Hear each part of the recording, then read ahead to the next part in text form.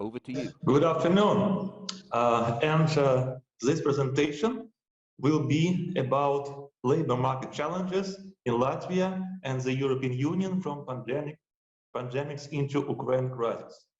And during this presentation, we will discuss three main questions. So, how labor market came out of the COVID-19 pandemics, how Russia's invasion in Ukraine affected macroeconomic forecasts, and what are the long-term labor market challenges here in Latvia. The overall impact of COVID-19 pandemics on the labor market was limited. Unemployment rate increased a little bit from 6 to 8%, and now it is decreasing again. Also, employment contraction was not substantial, and these developments cannot be compared to the previous economic slowdown, global financial crisis, when labor market deteriorated much more, and the unemployment rate in Latvia exceeded 20%, even despite large immigration. Why the impact of pandemic crisis was so different compared to the previous one? Because of the very massive state support programs. And without these state support programs, unemployment rate at the peak of the crisis would be almost twice bigger. Despite big layoffs in spring 2020, job losses were much lower than during the global financial crisis. The number of newly unemployed people in April 2020 was really high, but this wave of layoffs was relatively short-lived, because when it started, when this pandemic started, it was not clear whether firms will indeed receive a state support, because we in Latvia had no experience with such a big state support programs. But then entrepreneurs understood that state support programs are working. So even firms with a significant fall in revenues can avoid large layoffs.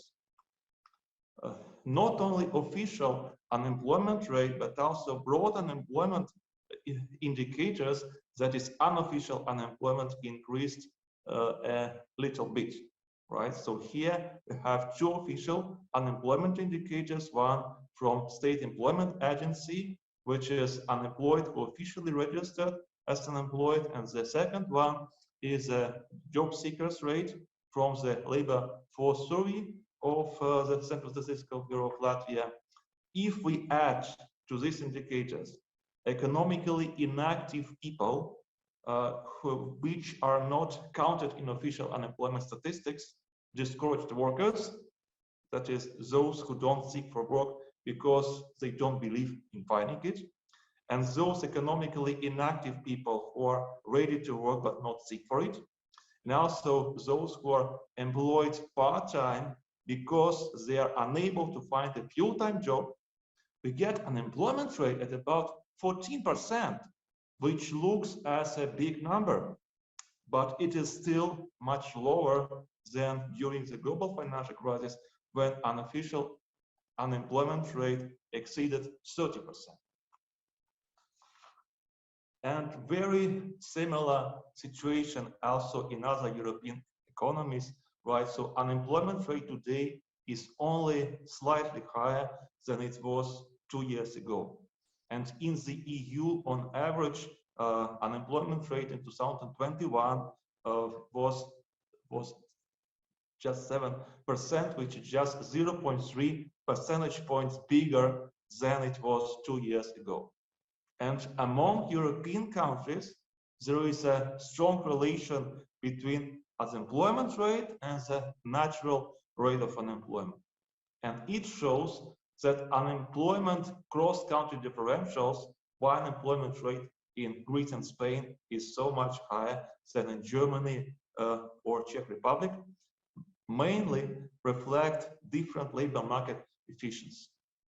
Therefore, the most efficient way to decrease unemployment is implementing of structural reforms which would improve matching between employees and entrepreneurs. In this regard, additional fiscal expansion or monetary expansion would only create more inflation in the long run. So in the medium run, it would not be efficient in reducing unemployment. And here in Latvia, we see that the natural rate of unemployment decreased gradually over the last 10 years. And it is evident by a leftward shift of the Phillips curve. However, during the pandemics, natural rate of unemployment increased slightly again. Why? Because the impact of pandemics was very different across occupations, regions, and population groups. Now, natural rate of unemployment in Latvia is about 8%. It is substantially lower than 10 or 20 years ago, but still it is higher than in many other EU countries, so there is a room for a further improvement. Employment dynamics during the pandemics differ substantially across occupations and sectors. There are two sectors with very substantial employment slowdowns: accommodation and food, and personal services. But there are very many sectors with almost no layoffs: education, healthcare, manufacturing, agriculture, or IT. Impact of pandemics was very different also by occupations. In some occupations, employment varied substantially, reflecting the strictness of epidemiological restrictions. In other occupations, employment fell in spring 2020 and still remained very low. But in some occupations, number of people employed continued to increase during the pandemics. For example, the number of software developers during these 2 years increased from 6,000 to 8,000 people. By population groups, we say that young people suffered more layoffs. And there are two reasons for that. First, young people have bigger employment share in accommodation and food, and this sector was substantially impacted by the pandemic. And second, majority of young people have low qualification. If employers think that it will be easy to find these employees after the economic slowdown, these employees will have high probability of dismissal during economic slowdown.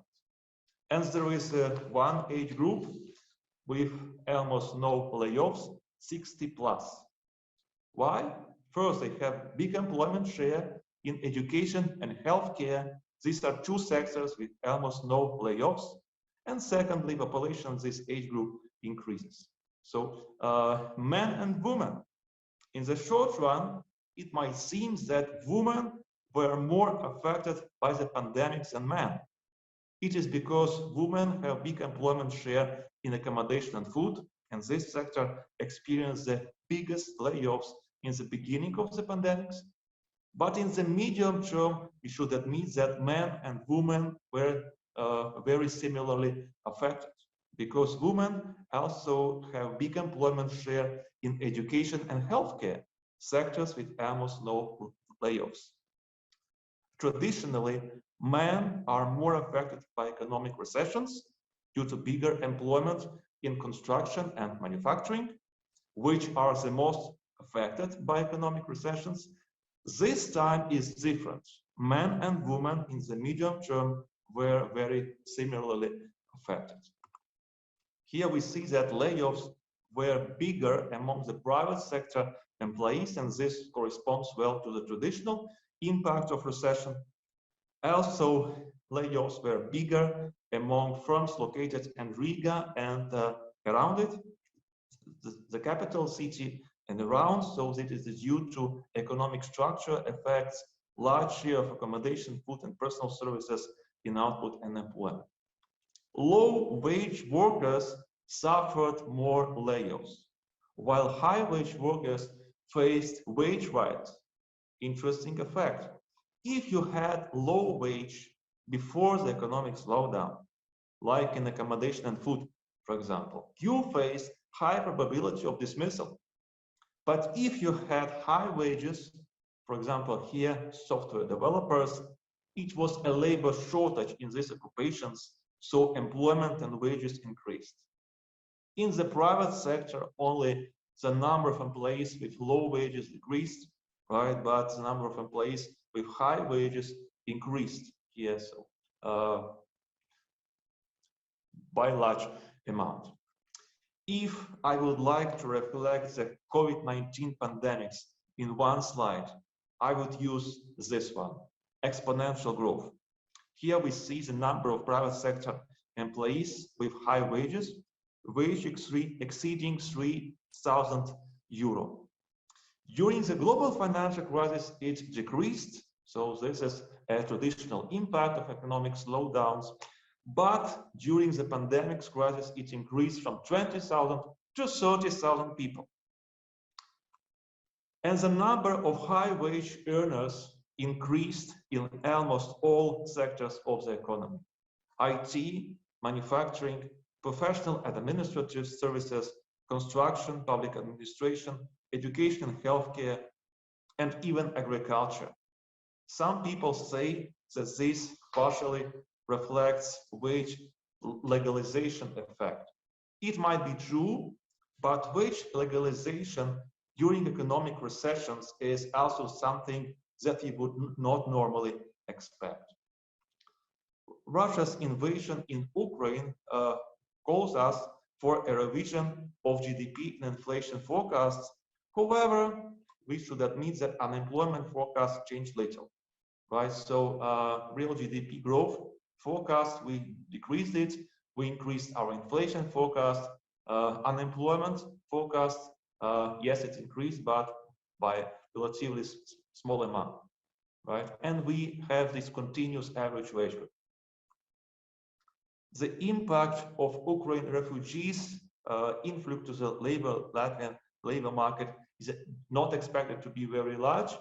So the current stock of Ukraine refugees is 1.4% of Latvian population, but we should remember that the precise number is not known. It might be bigger because Ukrainian citizens which don't need any help can live in Latvia for 3 months without informing authorities. And this number can also be smaller because unrecorded number of refugees returned to Ukraine or went to other EU countries after registered in Latvia. So some people already work in Latvia, and I would like to argue that in the coming weeks, about 40% of all Ukrainian refugees will work in Latvia. Why 40%? Why not 100%? Because only about 50% of refugees are in the working age. And from these people, about 80% will be employed, right? So there are some factors that will slow down this employment, need to acquire language skills, receive a professional skill recognition. But on the other side, it is very positive attitude from Latvian entrepreneurs, which will boost this employment. So at the end, I would expect that about 40% of Ukrainian refugees will be employed in the Latvian labor market, which is 1.2% of our people employed, right?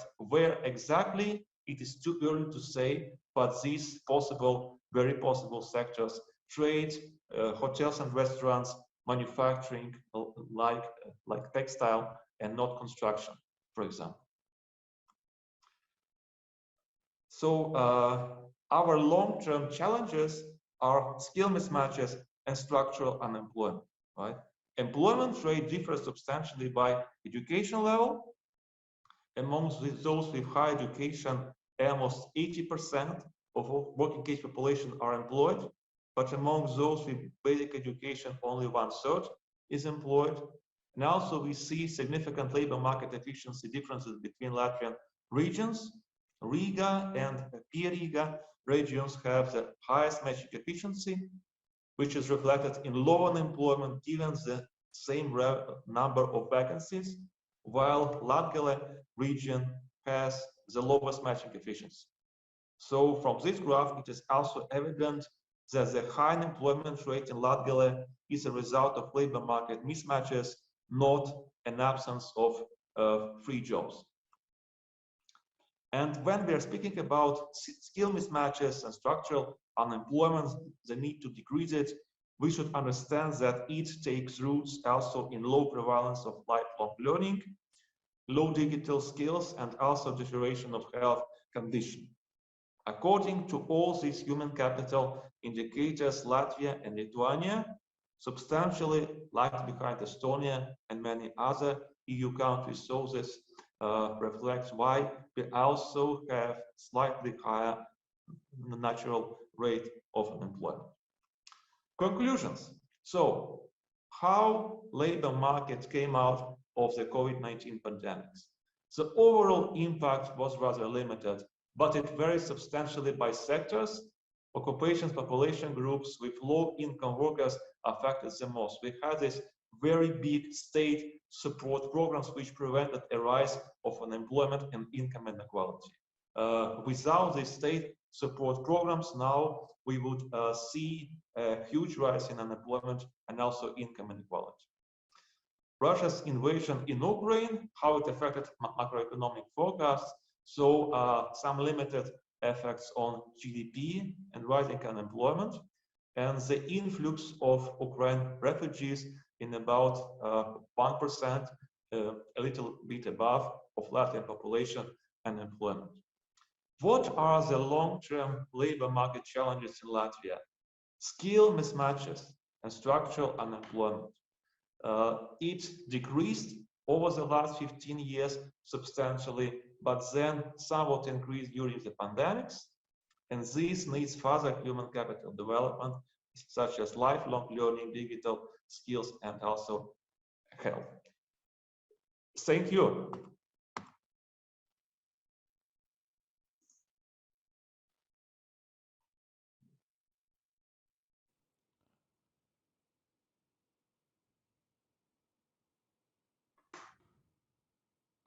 Oļeg, don't go anywhere, because we have some questions for you, or to be more precise, Pārsla is about to give you a grilling. So I hand over to you, Pārsla. Thank you very much. Thank you, Oļeg. It was actually very interesting and insightful to see through your presentation. And we have a couple of questions. So thank you, participants of the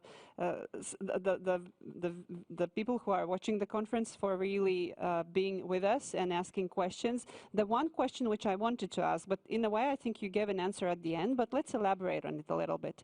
So what people are asking is that while labor market shock was comparatively small during this crisis, do you see any upward trends in people's efforts to upskill themselves as a result? And I think what you were showing was that Latvia and Lithuania was among the lowest in the EU. So maybe you can elaborate a little bit on that. Yes, so when we're speaking about skill mismatches, structural unemployment, this is our very long-term problem, and this was this problem was with us also 10 years ago, 20 years ago, and we see improvement over time. So all the skill mismatches, labor market inefficiencies went down during the last 20 years. But still, if we compare our unemployment rate in the long run, our natural rate of unemployment today with that in Estonia, Scandinavian countries, some other EU countries like Germany, right, we see that in Latvia, natural rate of unemployment is still higher. So we should improve this, right? So it means that there is still room for improvement here. So thinking of the current pace of reskilling, how many years do you think it would take Latvia to get at least to the level of Estonia when it comes to learning new skills? It is very difficult to say, because we can come to the level of Estonia, but during this time Estonia will improve, right? So by when exactly we will be at one level of Estonia, it is very similar to income level. GDP per capita is growing over time, in Latvia and Estonia, and we can say that in 10 years we will have income level which Estonia has today, but after 10 years Estonia will have even higher income level. So in order to catch up Estonia, we should develop at a speed which is much faster than that in Estonia. Yes, I think this is also a very clear message to everyone involved in that area of the business. One more question. I'm looking also at the questions we have had. You didn't mention so much on the post-pandemic impact on commercial real estate and construction industries. Thinking of the theme of today, how would you comment those two industries? If we're speaking about the overall impact on the Latvian economy, the overall impact is very limited, but during these 2 years was a very large shift in demand for this real estate and construction from our capital city Riga to some areas around it, right? With all this wide prevalence of networking, right? There is no need anymore to live here in Riga. We can live to the areas around Riga, and this is likely to further decrease number of people living in Riga and increase the number of people living around Riga. Okay, one last question, because I think we kind of also talked about it, but it still makes sense looking at how the employers are proactively trying to find new talent to join their organizations. And you touched upon it, but let's go back to it once again. What do you believe are the implications of labor market trends on the skills that are being needed right now? And did the war in Ukraine change it anyhow? So this impact, the influx of refugees from Ukraine, it is about 1% of all people employed in Latvia. So in the short term, it might be important question, but in the long term, we have only one question, which is for Latvian labor market, the most important upskilling, right? How to decrease the natural rate of unemployment, how to improve this matching between employees and entrepreneurs, right? So this is our main question in the long run. It was also 10 years ago very topical, 20 years ago, and now, even now, we have the same question. Thank you, Oļegs. I think we will also later today hear a real story on how companies are doing reskilling and upskilling. So hopefully we will get more insights on that topic going forward today.